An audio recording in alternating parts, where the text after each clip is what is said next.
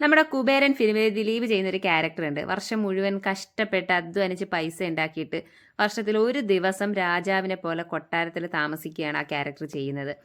അത്രത്തോളം ഒന്നും ഇല്ലെങ്കിലും നമ്മളൊക്കെ ഈ സമ്പാദിക്കുകയും കഷ്ടപ്പെടുകയും ഒക്കെ ചെയ്യുന്നത് സന്തോഷമായിട്ട് ജീവിക്കാൻ വേണ്ടിയിട്ടാണ്. അപ്പോൾ കുറച്ചൊക്കെ നമ്മുടെ ചെറിയ ചെറിയ ആഗ്രഹങ്ങളും ചെറിയ ചെറിയ സന്തോഷങ്ങൾക്കൊക്കെ വേണ്ടിയിട്ട് നമ്മൾ കുറച്ച് പൈസ മാറ്റി വയ്ക്കണം.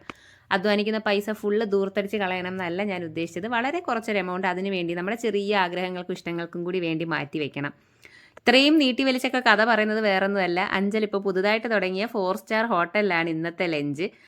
ഓഫീസിൽ കൂടെ വർക്ക് ചെയ്യുന്ന ജയശ്രീ മാമിൻ്റെ ബർത്ത്ഡേയുടെ ചെറിയൊരു സെലിബ്രേഷൻ്റെ ഭാഗമായിട്ടാണ് ഇന്ന് ഹോട്ടൽ ഹൈബീസിൽ നിന്നാകട്ടെ ലഞ്ചെന്ന് ഞങ്ങൾ തീരുമാനിച്ചത്. അപ്പോൾ ഓഫീസിൽ നിന്ന് ഞങ്ങൾ എല്ലാവരും കൂടിയാണ് ഹോട്ടൽ ഹൈബീസിലേക്ക് വന്നത്. നല്ലൊരു ആംബിയൻസ് ഉള്ള ഒരു ചെറിയ റെസ്റ്റോറൻ്റ് ആണ് ഹൈബീസിനുള്ളിലുള്ളത്. ബർത്ത്ഡേ സെലിബ്രേഷൻ ആയതുകൊണ്ട് തന്നെ ഞങ്ങൾ 4 പെണ്ണുങ്ങളും ഒരുപോലെയുള്ള ചുരിദാറൊക്കെ ഇട്ടിട്ടാണ് ഇന്ന് ഇറങ്ങി പുറപ്പെട്ടിട്ടുള്ളത്. നല്ല ആംബിയൻസ് ആട്ടോ. അതിൻ്റെ ഉള്ളിലേക്ക് കയറുമ്പോൾ നല്ല രസമാണ്. നമുക്ക് ചെറിയ മ്യൂസിക്കൊക്കെ ആയിട്ട് നല്ലൊരു ആംബിയൻസ് ആണ്. പിന്നെ നമ്മൾ ബൊഫേ ആയിരുന്നു, ഫിഷ് കറി മീൽസ് ബൊഫേ ആയിരുന്നു. ചപ്പാത്തി ഇരിപ്പുണ്ടായിരുന്നു, പക്ഷേ ചപ്പാത്തി നെഹി ചോറുള്ളി, അതുകൊണ്ട് നമ്മൾ റൈസ് എടുത്തു. പിന്നെ പരിപ്പ്, സാമ്പാർ. ഇവിടുത്തെ പരിപ്പൊക്കെ എന്ന് പറഞ്ഞു കഴിഞ്ഞാലുണ്ടല്ലോ, നമ്മളൊക്കെ സാധാരണ കഴിക്കുന്ന പരിപ്പ് പോലെ നല്ല ഒരു പ്രത്യേക ടേസ്റ്റുള്ള പരിപ്പ് കറിയൊക്കെ ആയിരുന്നു.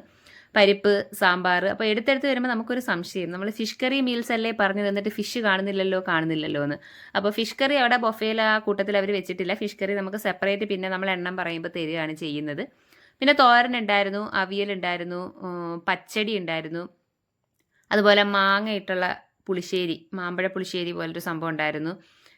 പിന്നെ അടിപൊളി രസം, പച്ചമോര്, ഇതൊക്കെ ഉണ്ടായിരുന്നു.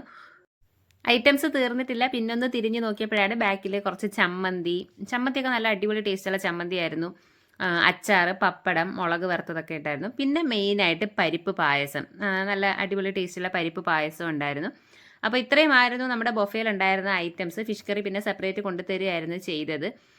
200 രൂപയ്ക്ക് വേണ്ടി ഇതുണ്ടോ എന്ന് ചോദിച്ചു കഴിഞ്ഞാൽ ഇല്ല. അവരാ തരുന്ന ആംബിയൻസിൻ്റെയും സർവീസിൻ്റെയും എല്ലാം കൂടി ചേർത്തിട്ടായിരിക്കും 200 രൂപ റേറ്റ് വരുന്നത്.